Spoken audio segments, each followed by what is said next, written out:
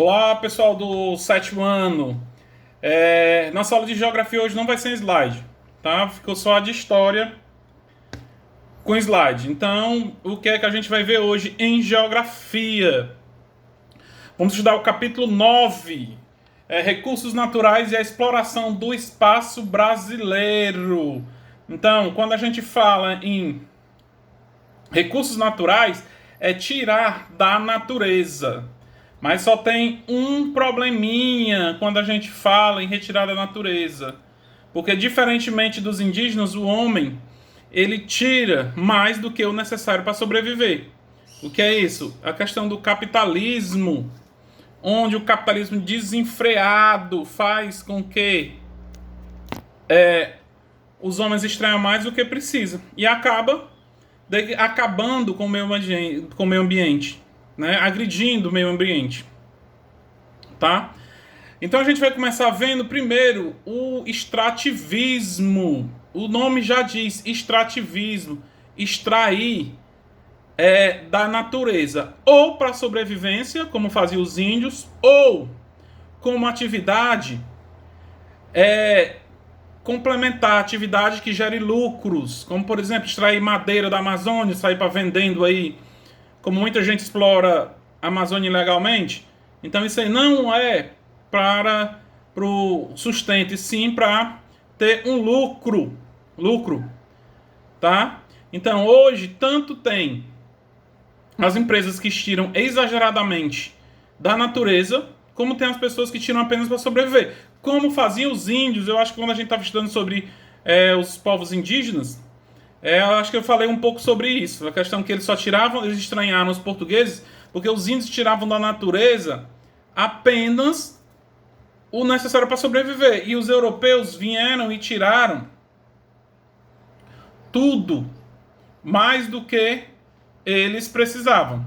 Tá? A gente está no livro na página 230. Tá? Aí vamos ver, ó, o extrativismo brasileiro como atividade de coleta.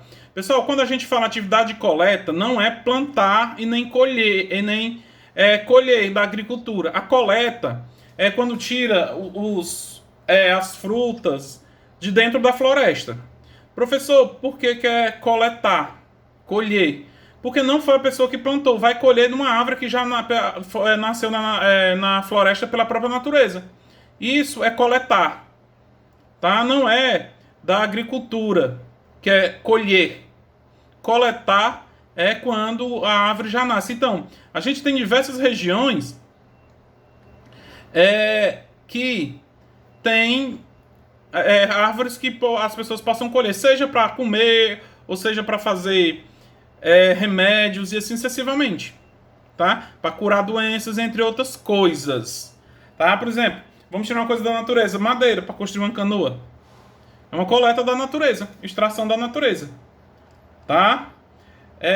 Aí vem outra, a pesca. Professor, a pesca é uma atividade primária. A gente já viu isso. Então, é uma atividade primária que retira do mar o sustento. Ou seja, para vender, ou tira o peixe para vender, ou para o consumo próprio, né? Como a gente vê diversas vilas de pescadores, como por exemplo, não sei se vocês já passaram o final de semana na praia, mas geralmente quando chega 5 horas da manhã, os barcos estão voltando do mar com peixe. E até sai mais barato. O que é isso? É uma atividade, é um extrativismo, mas é através da pesca, tá? Que está tirando da natureza. Tá bom? Agora a gente vê o extrativismo mineral brasileiro. Pessoal, o extrativismo mineral é para extrair minério de ferro do subsolo. A Constituição de 88 tem uma lei, que eu vou já ler para vocês aqui, que fala das prerrogativas para extrair minérios no Brasil. Porque antes, muitas empresas de fora vinham aqui e levavam tudo. Então o governo fez uma lei para que pelo menos as empresas daqui também extraíssem. Vocês vão estudar ano que vem não, daqui a 2 anos, no 9º ano, o governo de Getúlio, quando ele criou, né, a Companhia Vale do Rio Doce, Justamente o quê? Para extrair esse minério. Professor, não lembro o que é minério. Minério é o que tem embaixo do chão. Ferro, bauxita, ouro. Tá? Tudo isso é que tem no subsolo. Tem, por exemplo, o minério de ferro. Para fazer o cimento. Né? Entre outras coisas. Mas vamos ver o que é que a lei diz. Essa lei da Constituição está na página de vocês no livro 232. Tá? Vamos ver o que é que a lei diz. Ó. Segundo a Constituição Federal de 1988, a pesquisa e a extração de recursos minerais somente poderão ser efetuadas mediante autorização ou concessão da União. União é o governo federal, tá? No interesse nacional, por brasileiros ou empresas brasileiras com capital nacional, na forma da lei, na forma de lei, que estabelecerá as condições específicas quando essa atividade se desenvolverem em faixas de fronteira ou em terras indígenas. Quer dizer, segundo a lei aqui, só quem pode explorar é uma empresa nacional. Por que essa lei foi criada? Como eu falei anteriormente. Porque qualquer empresa poderia vir e levar os minerais que tinham aqui. Né? Então o governo federal criou essa lei para proteger o nosso extrativismo, ou os nossos minerais. Porque senão vinha empresa de fora e levava embora. Aí vocês perguntam, mas professor, eu vi no jornal que a Vale do Rio Doce ela não pertence mais ao país, mas ela é uma empresa nacional. Apesar dela ter sido vendida para empresas de outros países, mas só que o lucro dela, boa parte fica aqui, ela paga imposto aqui. Tá? Essa é o que tem na Constituição sobre as explorações, tá? Aí eu vou falar para vocês aqui um pouco das principais jazidas brasileiras. Professor, não sei o que é jazidas. Jazidas é onde tem um determinado produto em abundância, determinada matéria-prima em abundância, como por exemplo, jazidas de diamante, tem vários diamantes, jazidas de ouro, tem várias partes de ouro, tá? Vários pedacinhos de ouro, então tudo é jazidas. E a gente tem aqui algumas que eu vou ler para vocês aqui, ó. Vou falar e vou ler, ó. Explicar. Por exemplo, ó, o quadrilátero ferífero. O que é isso? Quer dizer extração de minério de ferro. Fica onde? No estado de Minas Gerais. Tá? Num local onde foi chamado Vale do Aço. Por quê? Porque tem a extração do aço. Tá? Outro mas tem outra coisa aqui. Esse local, por causa da exploração, também é chamado de Vale da Morte. Professor, vamos falar de Minas. Pronto, os desastres que houverem nas barragens, né? Que se a gente tivesse em sala, a gente assistiu o documentário. Né? Essas duas barragens de minério de resíduos que estouraram e invadiu as cidades aí. Essa última foi Mariana. Né? O que é isso, professor? É o que sobra, porque para pegar minério, eles têm tipo que lavar a terra e botam um produto. Por exemplo, para extrair ouro, né? Eles têm que lavar a água e botam um produto químico na água que onde tem o ouro, ele desce para o fundo da peneira. Então, esses rejeitos que sobra, essa água suja, eles têm que armazenar em algum canto. Então, eles fazem tipo açudes, fazendo barreira por cima de barreira. E uma delas arrombou e foi em Minas. Tanto é que tem um nome lá, por tanta poluição, um local de Minas chamado Vale da Morte. Porque por onde esse produto químico passa, não nasce mais planta. Né? Não é que não nasce, mas passa muito tempo sem nascer, polui rios, cidades. Né? Então por isso que se chama Vale da Morte. Ó. Outro o projeto Carajás, localizado na Serra do Carajás, no Pará. Né? A descoberta de gigantescas províncias mineradoras aconteceu entre as décadas de 1960 e 1970, onde teve a corrida da Serra Pelada. E eles tiveram que criar um projeto, o projeto Carajás, para preservar as pessoas do local. Tá? Então esse projeto, que lá extrai ainda tem um extrativismo, mas ele tem o intuito de preservar, né? Através do projeto Grande Carajás. Por isso que chama, por isso que tem esse nome, tá? Projeto Carajás. que pelas extrações, aí veio o projeto, como eu falei para vocês, para tentar preservar, chamado Grande Carajás. Mas o projeto Carajás é outra área de extração de minérios no Brasil, que fica na região do estado do... ou fica no estado do Pará, na região norte. Tá? Outro local de exploração é o Vale do Rio Trombetas. Tá? Essa região começou a ser explorada a partir de 1966, quando foram encontrados jazigos de bauxitas, descoberta por mineradores. Tá? Então, essa é explorada através de... quem explora essa área é uma empresa internacional. Ah, professor, mas o senhor disse que não podia. Mas essa empresa, ela tem uma parceria com a companhia Vale do Rio Doce para explorar e ter lucro. Tá? Nesse local chamado Vale das Trombetas, Vale do Rio das Trombetas, que tem exploração de minérios. Professor, onde é que ela fica? Tá? É na mesma região norte. Tá? Outro projeto, o maciço do Urucum. Tá? Jazida mineral localizada dentro da região do Pantanal Mato Grossense, nas proximidades da cidade de Cuiabá. Tá? Lá eles extraem um minério chamado manganês, né? que é muito utilizado, principalmente nos países do Mercosul, pela localização da fronteira. Tá? Outra área de exploração, a Serra do Navio. Tá?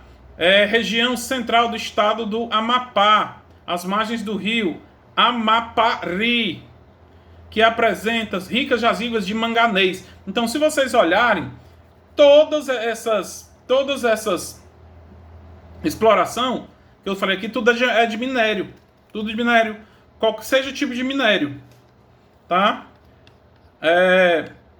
Então, essas são as regiões de exploração. Vou repetir mais uma vez aqui para vocês fixarem, que eu acho que é uma das questões da prova. O extrativismo mineral brasileiro, onde as principais jazidas, o quadrilátero ferífero em Minas, o projeto Carajás no Pará,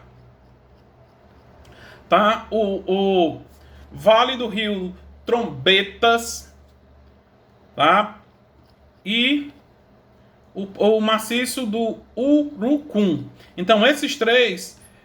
e a Serra do Navio, estava esquecendo. E esses são onde tem as jazidas de minério no Brasil.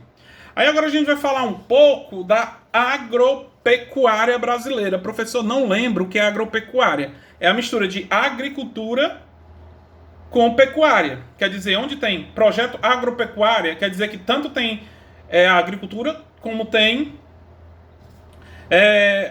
a pecuária, que é a criação de rebanhos. Tá? Se destaca. Se vocês olharem aí na página 229, tem um gráficozinho mostrando aí os principais produtos da agropecuária do Brasil. Tá? Aí vocês vão ver, dar uma lidazinha nesse mapazinho aí vocês vão ter uma ideia. Tá? Os principais... na parte de baixo tem um mapazinho com duas cores. Rosa e amarela. Aí vai estar dizendo onde tem as lavouras, a plantação, e onde tem a pecuária. Tá? Mas vamos falar um pouco de cada uma. Professor, como é a agricultura no Brasil? A gente vai já falar um pouco. A agricultura no Brasil, ela é industrializada. Muitos locais usam tecnologia de ponta nessa agricultura. Tá? Agora vamos ver aqui como é a agricultura na região centro-sul.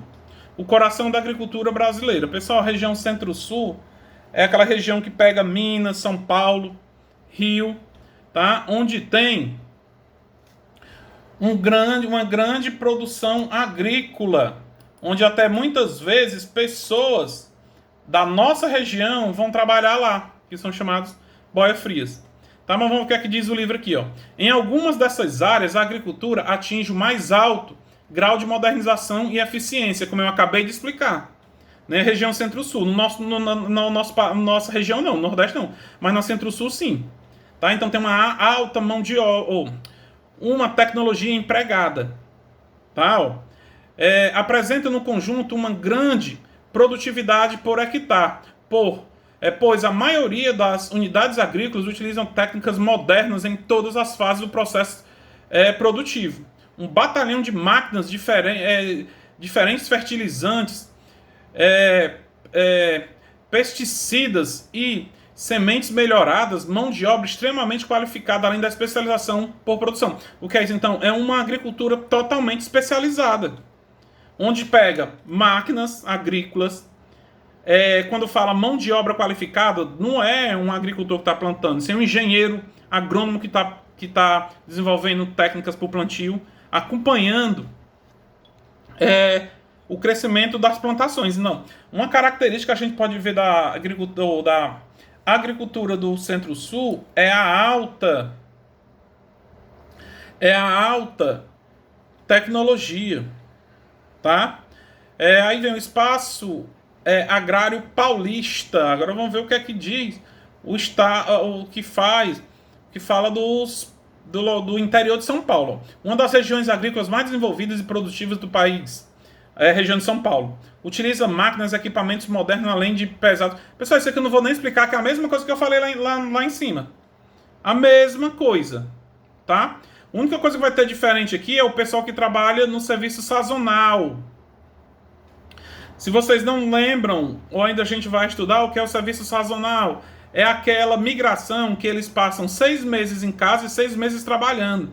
Geralmente são chamados de boias frias, que está aí em azulzito no livro de vocês. Professor, o que é boia fria? São serviços temporários, como eu acabei de dizer. Os boias frias, eles trabalham serviço temporário na migração sazonal, que eles passam 6 meses no corte ou no plantio da cana-de-açúcar e 6 meses em casa. Mas, infelizmente, até esse trabalho está desaparecendo. Porque muitos deles já não vão mais trabalhar nessa região, porque já tem máquinas capazes de fazer o que eles fazem. Tá? Aí tem o espaço agrário do Centro-Oeste. Isso aqui, pessoal, eu vou deixar para a próxima aula. Tá bom? Porque senão a gente acaba o capítulo todo. E qualquer dúvida me pergunte no WhatsApp e a tarefazinha vai estar lá na plataforma. Próxima semana a gente conclui esse assunto. Abraço.